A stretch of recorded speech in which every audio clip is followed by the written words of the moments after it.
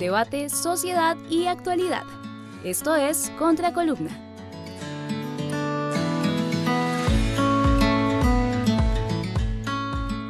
Buen día, estimada audiencia de nuestra revista Contraportada, y bienvenidos a este espacio Ahí viene el coco y no es como lo pinta. Yo quiero invitarlos a ustedes en la sesión de hoy a que pensemos un poco al contrario, que si tenemos un coco, que no nos pintan ese coco, pero que además pareciera ser, contradictoriamente a los anuncios que se hacen del coco, que nadie se atreve a nombrarlo con todas sus letras. Y ese coco es ni más ni menos que la corrupción. Quiero que nos ocupemos en algunas sesiones a pensar, a mirar, a analizar qué es lo que está pasando en nuestro país y en general en el planeta en términos de lo que se llama esa corrupción.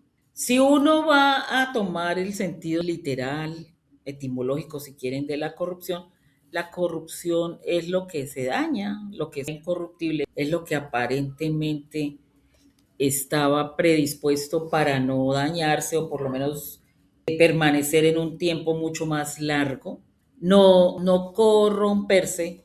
Y creo que en ese sentido, finalmente en la democracia se piensan las cosas, las instituciones, las acciones, los comportamientos, en la medida en que eso se ajusta a la regla, se ajusta a la norma, se ajusta a los modos de comportamiento legalizados, pero además avalados por la comunidad. Lo que se espera es que finalmente no entre la corrupción, no llegue a extenderse en los niveles que hoy se extiende, no solo en nuestro país, en toda parte del mundo. Y espero que a medida que vamos avanzando nos vamos dando cuenta justamente de ello.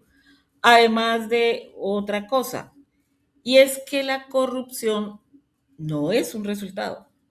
La corrupción, a mi modo de ver, es un síntoma de algo más que se está descomponiendo, de algo más que se está deteriorando, pero además, igual que el óxido, por ejemplo, uno no empieza a mirar que el óxido empieza a dañar las cosas, pero ese óxido es prácticamente imperceptible al puro principio cuando está sucediendo la situación, donde el objeto que está padeciendo la oxidación se está oxidando.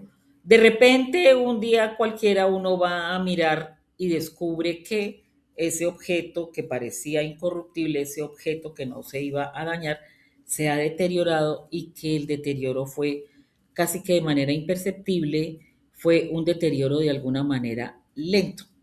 Yo diría que de ese mismo modo ocurre con la corrupción y que hay un trasfondo que las sociedades no asumen la manera ni la decisión para analizarlo y discutirlo.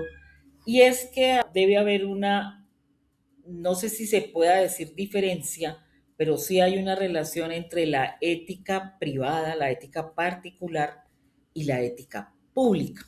En el sentido en que el que está cometiendo actos de corrupción está afectando la ética pública. Y uno tendría que decir, ¿cómo se mide si un administrador de lo público, si alguien a quien se le delega la tarea de administrar lo público, tiene ética?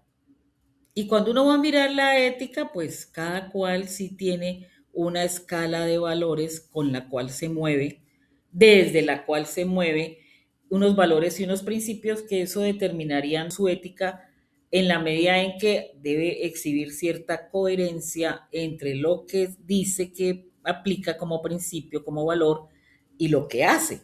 Y el valor agregado que tendría que haber en la ética pública, habría que preguntarse si en efecto esa ética pública tiene más elementos que sumen o que diferencien las posibilidades de ese que está haciendo administración pública, que está administrando por delegación, quien está administrando los bienes que son de uso común, los bienes públicos.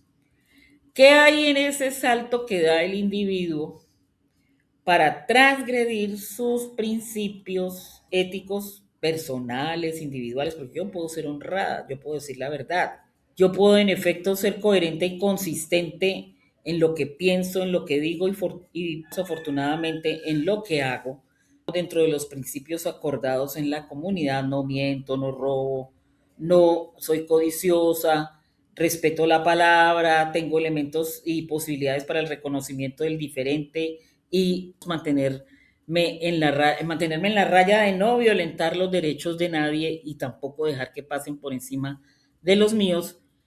Eso indicaría que tengo unos patrones éticos que efectivamente se podrían chulear en sentido positivo.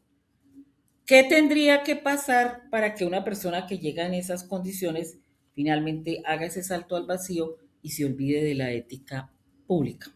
¿Qué pasa con lo público? ¿Por qué lo público es de todos? Y esa es la idea que hay en el sentido democrático, que lo público es de la comunidad, lo público es del grupo.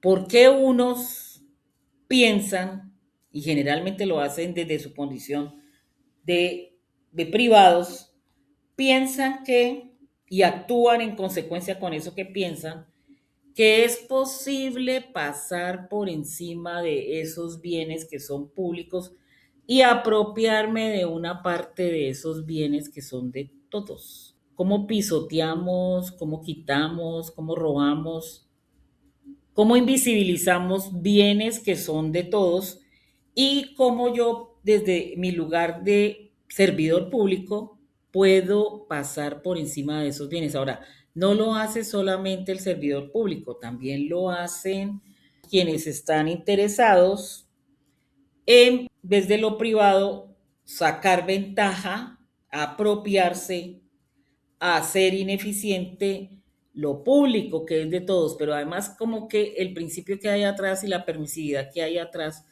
según lo que piensan aquellos que están dispuestos a transgredir la norma, es que como es público, es que como es de todos, es que como es de la comunidad, pareciera ser que eso no le importa a nadie.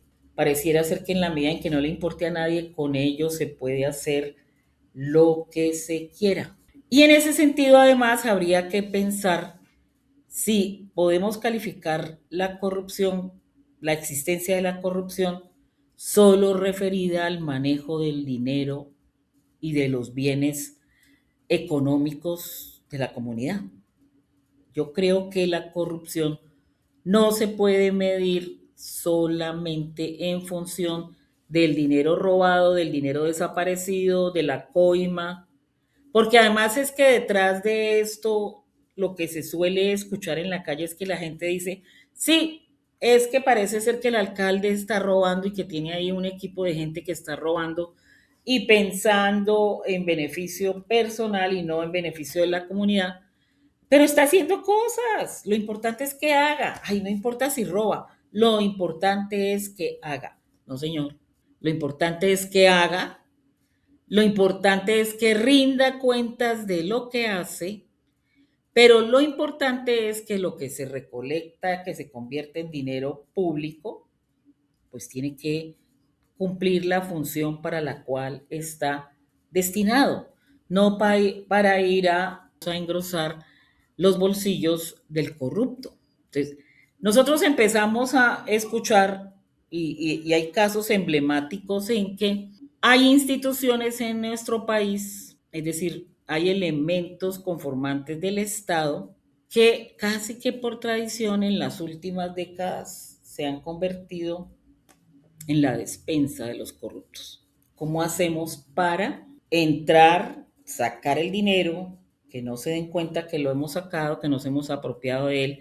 No se le da la destinación completa que ese dinero tiene y la desviación de lo que hay allí, pues se va a otras arcas, a veces por fuera del país, donde además lo que uno termina viendo es que hay un ejercicio de codicia y de ambición que incluso lo llevan uno a poderse sentar y pensar, ¿y qué hace esta persona con X cantidad exorbitante de billones de pesos en el bolsillo cuando ni siquiera los puede contar, cuando ni siquiera sabe exactamente cuánto tiene.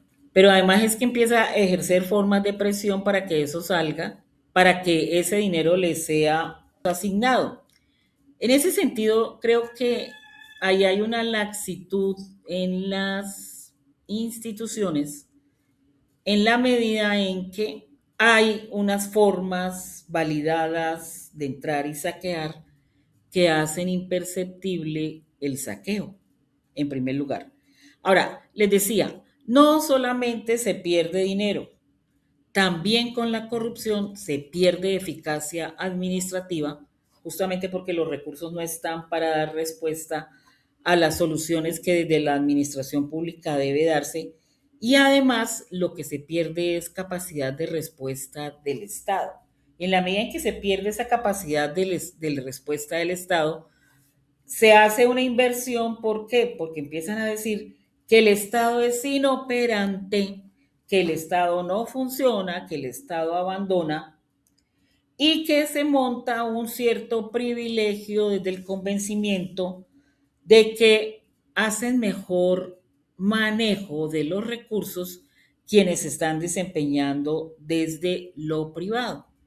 Y eso hizo carrera, que son los privados los que saben mejor manejar los bienes y entonces como son eficientes, que vengan a manejar los bienes de lo público porque ellos sí saben cómo se hace y lo que está pasando ahí efectivamente es que hay una captura de los recursos públicos por parte de entidades privadas que están sacando beneficio, que están sacando tajada de eso y la consecuencia de que estos privados entren a manejar lo público, porque si son eficientes, porque si son efectivos, porque si saben de ellos, si son competentes, en últimas, cuando uno va a dar la vuelta, revisa y resulta que el espacio público que estaba pensado para ser el espacio público, el espacio de las instituciones, termina siendo un espacio y un ámbito también de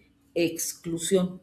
A mi modo de ver, la corrupción no solamente quita recursos, quita operatividad del Estado, efectividad del Estado, pero además básicamente se convierte en una estrategia de exclusión. Y uno lo puede ver perfectamente en el caso de los carrotanques que fue tan conocido aquí en nuestro país, donde además la oposición sale a decir que son simplemente este gobierno también es corrupto porque los que robaron formaban parte del gobierno y lo que termina pasando, viéndose en el corto plazo, es que no necesariamente son individuos efectivamente emparentados con las corrientes políticas que están en ese momento en el gobierno, sino que además tienen una serie de tentáculos, es como un gran pulpo con una innumerables tentáculos que ya tienen una manera de entrar y tomarse los recursos públicos. Entonces, cuando les decía que el caso emblemático de los carrotanques es que lo más dramático del robo de los recursos para esos carrotanques que iban a surtir de agua a La Guajira, que no tiene forma de solucionar en el corto plazo, en ese momento ya hay otras estrategias de solucionar el problema del agua, a alguien le pareció muy bueno poner sobrecostos, apropiarse de ese dinero. ¿Y qué implicaba agregar sobrecostos? Que eran menos carrotanques, menos posibilidades para brindar una solución, pero además lo que termina haciendo es excluyendo derechos. Un derecho sobre el agua, por ejemplo. Y el agua es vida, es la posibilidad de que haya allí la continuidad y la buena salud de los niños, de los adultos y que tengan unas condiciones de vida mejor. Y uno tendría que preguntarse por qué hay individuos a los que no les importa, que están siendo absolutamente injustos, que son incapaces de ponerse en los zapatos del otro para medir el sufrimiento que el robo y el saqueo que están haciendo y la inoperancia institucional que están provocando, efectivamente nos daña a todos, nos daña a todos. Entonces, atrás, ¿qué hay? Miren, Lo que quiero que pensemos es que el corrupto, cuando es corrupto, hace rato se dio permisos personalmente para desobedecer los principios de una ética pública.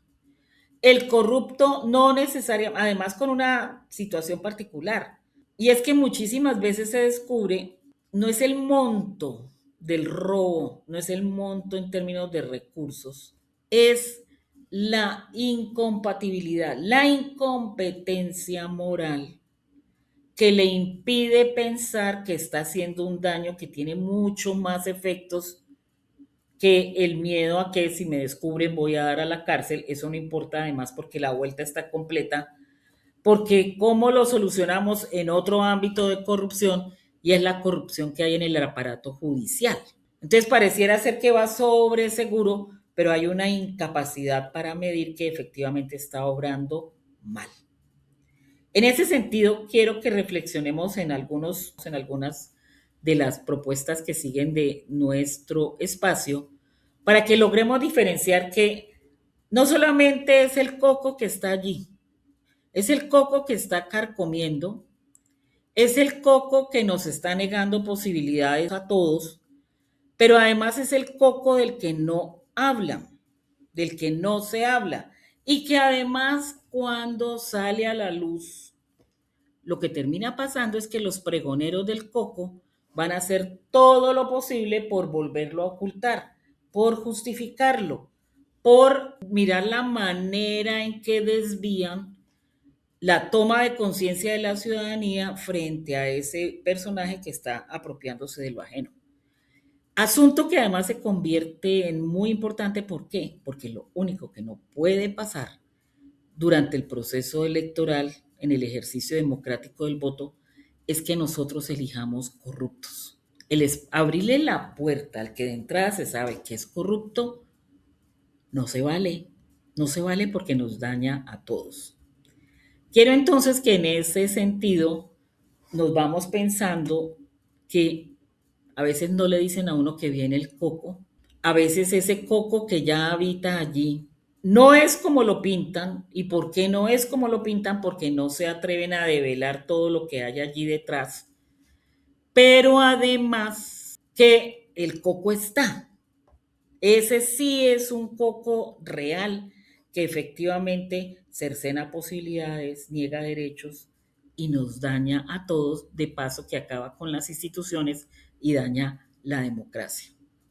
Entonces, nuevamente quiero invitarlos a que tengan los ojos y los oídos abiertos, porque acuérdense que cuando nos dicen que allí viene el coco, también recuerden que no es como lo pintan.